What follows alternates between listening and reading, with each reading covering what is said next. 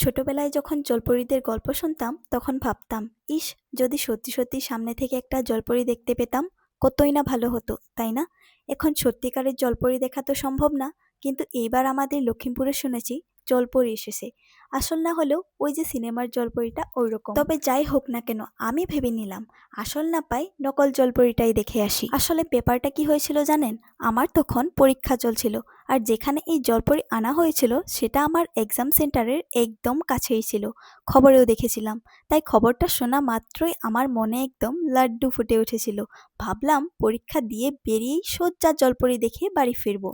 কিন্তু পরীক্ষা দিতে গিয়ে শুনি, ধুর বাবা, মেলার জায়গা নাকি বদলে গেছে, মেলা বসেছে অন্য কোথাও।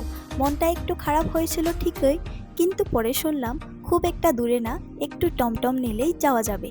ব্যাস, আর ঠেকায় কে, উঠে পড়লাম টমটমে সোজা জলপরি দেখতে। সেখানে গিয়ে দেখি সত্যি সত্যি একটা জলপরি, আর জলপরিকে দেখে আমিও কয়েকটা ফটো আর ভিডিও করে নিলাম। আর জলপরিটাও আমার ভিডিওতে খুব সুন্দর করে লাভ দিচ্ছিল, আর সেটা দেখে আমার তো অনেক ভালো লাগছিল। ওখানে শুধু জলপরি ছিল না, আরও ছিল বিশাল অ্যাকোয়ারিয়ামে রঙিন রঙিন বিভিন্ন ধরনের মাছ। সবথেকে মজার জিনিসটা হলো প্রত্যেকটা মাছের নিচে তাদের নামও লেখা ছিল। আরও মেলায় কত কি যে ছিল, বাচ্চাদের খেলনা গাড়ি, হরেক রকমের দোকান, আর ওই যে গোল গোল ঘুরে নাগারদোলাগুলো একবার উপরে যায় আবার ঘুরে নিচে আসে, এইসবও। তো আজকের জন্য এতটুকুই, দেখা হচ্ছে নেক্সট ব্লগে। Bye bye.